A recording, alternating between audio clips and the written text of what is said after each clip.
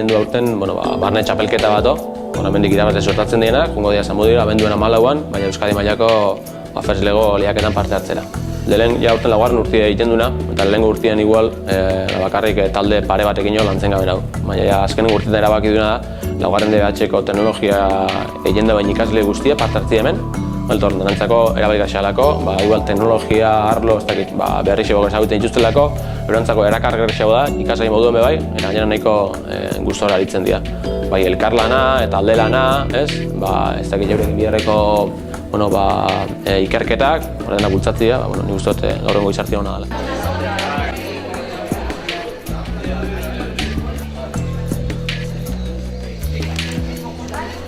Hiruran horredia, bat izangoa proiektu zientifikoa.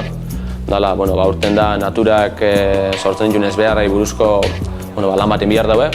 Gero beste atal bat dau, proiektu teknikoa, eta daurak erabiliko bain robot bat montatzen daue, Lego kopiezekin, eta robot hori programa egin daue. Misio ezberdin egiteko. Hori zela jauen, robota zela diseina dauen, hori buruzko beste lan bat izangoa. Eta hor blog bat erabiltzen dugu apur bat laguntzan moduan.